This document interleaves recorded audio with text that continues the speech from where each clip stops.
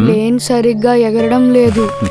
సరిగ్గా మడత పెట్టి ఎగరేస్తే ఎంత దూరమైనా ఎగురుతుందిరా.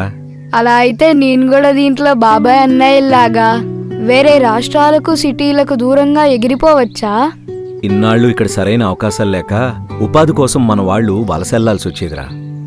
కానీ ఇప్పుడు కాలం మారింది. దశాబ్దాల కళ, కోట్లాది ఆశలు నేడు ఆకాశాన్ని తాకడానికి సిద్ధమయ్యాయి. అనకాపల్లి మన పారిశ్రామిక వెన్నెముక కాబోతుంది. మన మన్యం పసుపు, అరకు కాఫీ సువాసనలు ప్రపంచమంతా ఎగరబోతున్నాయి.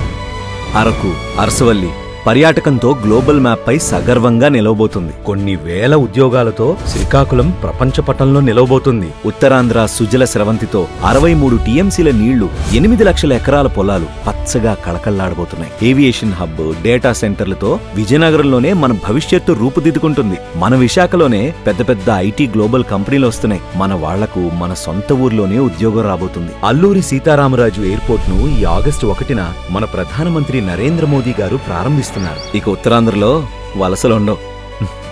ఇప్పుడు చెప్పు, దీంట్లో ఎగురుతావా? ఏం చేస్తున్నావురా?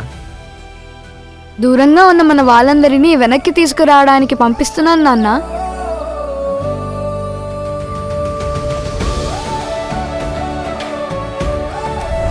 Ladies and gentlemen, we will be landing shortly at Alluri Sitarama Raju International Airport, Andhra Pradesh.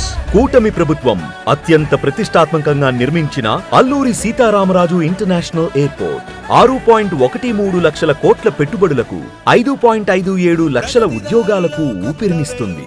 Uttarandhra కలలకు రెక్కలనిస్తుంది.